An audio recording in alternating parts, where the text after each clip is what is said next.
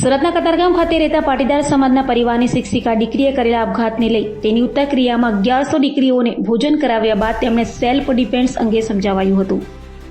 કતારગામ પાટીદાર યુવતી આપઘાત મામલે પાટીદાર સમાજ દ્વારા શક્તિ સાથે સંવાદ કાર્યક્રમ યોજાયો હતો। દીકરીના મોક્ષાર્થે 1100 કુંવારિકા દીકરીઓને ભોજન કરાવી દીકરીઓના ભોજન સાથે સેલ્ફ ડિફેન્સ પ્રેરણારૂપ કાર્યક્રમ યોજ્યો હતો, જેમાં મોટી સંખ્યામાં શહેરની વિદ્યાર્થીનીઓ હાજરી આપી હતી। દીકરી સાથે કોઈપણ અનિચ્છનીય બનાવ નહીં બને તે માટે ભવ્ય કાર્યક્રમ યોજાયો હતો, જે કાર્યક્રમમાં પાટીદાર સમાજના અગ્રણીઓ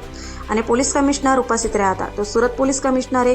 હાજર સૌ દીકરીઓને હેરાનગતિ બાબતે સમજ આપી હતી, જ્યારે મોટિવેશનલ સ્પીકર મનીષ વઘાસિયા દ્વારા દીકરીઓને સમજ આપતા હાજર સૌ દીકરીઓ ધ્રુસકે ધ્રુસકે રડી પડી હતી।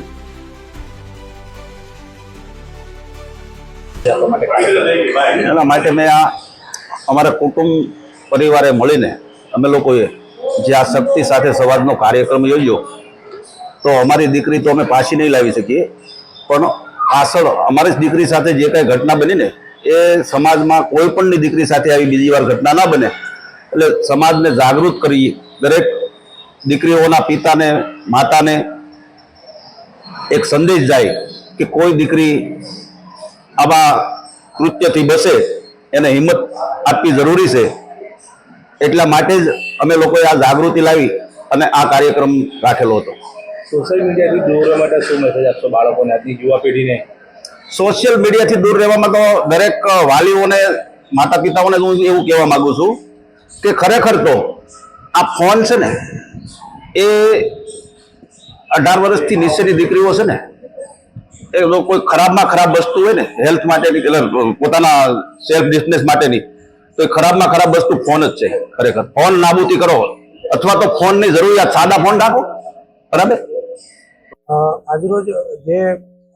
નેનુ વાવડિયા નામની દીકરીએ જે કતારગામ વિસ્તારની અંદર આત્મહત્યા કરી તેને જીવન ટૂંકાવ્યું હતું, એ બાબતને લઈને